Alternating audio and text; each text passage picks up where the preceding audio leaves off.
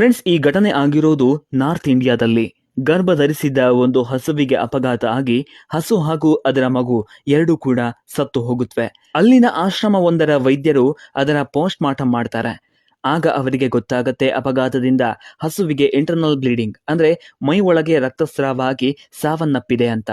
Friends, ಇಲ್ಲಿ ನೋವಿನ ಸಂಗತಿ ಅಂದ್ರೆ ಪೋಸ್ಟ್ ಮಾರ್ಟಮ್ ಮಾಡಿದಾಗ ವೈದ್ಯರಿಗೆ ಹಸುವಿನ ಹೊಟ್ಟೆಯಲ್ಲಿ 20ರಿಂದ 25 ಕೆಜಿ ತೂಕದ ಪ್ಲಾಸ್ಟಿಕ್ ಮುದ್ದೆ ಸಿಕ್ಕಿದೆ. ನಿಜಕ್ಕೂ ಇದನ್ನ ನೋಡಿ ಎಂಥವರಿಗಾದ್ರೂ ಕೂಡ ಕರಳು ಚುರುಕ್ಕನತೆ. ಎಲ್ಲೆಲ್ಲಿ ಪ್ಲಾಸ್ಟಿಕ್ ಅನ್ನ ಬೇಕಾಬಿಟ್ಟಿ ಎಸಿತಾರೋ ಅಲ್ಲೆಲ್ಲ ಇದೇ ರೀತಿ ಜಾನುವಾರುಗಳು ಪ್ಲಾಸ್ಟಿಕ್ ತಿಂತಾ ಇವೆ. ಇದರಿಂದ ಎಷ್ಟೋ ಜಾನುವಾರುಗಳು ಸತ್ತೋಗ್ತಾ ಇವೆ ಕೂಡ. ಹಾಗಾಗಿ ಸ್ನೇಹಿತರೆ, ದಯವಿಟ್ಟು ಪ್ಲಾಸ್ಟಿಕ್ ಅನ್ನ ಉಪಯೋಗಿಸೋದನ್ನ ಆದಷ್ಟು ಕಮ್ಮಿ ಮಾಡಿ. ಅನಿವಾರ್ಯ ಆದ್ರೆ ಬಳಸಿದ ಪ್ಲಾಸ್ಟಿಕ್ ಅನ್ನ ದಯವಿಟ್ಟು ಎಲ್ಲೆಂದರಲ್ಲಿ ಎಸಿಬೇಡಿ. ನಮ್ಮಿಂದಾಗಿ ಪಾಪ ಮೂಕ ಪ್ರಾಣಿಗಳ ಜೀವ ಹೋಗೋದು ಬೇಡ. ಸ್ನೇಹಿತರೆ, ಈ ವಿಡಿಯೋವನ್ನ ಆದಷ್ಟು ಎಲ್ಲರಿಗೂ ಶೇರ್ ಮಾಡಿ.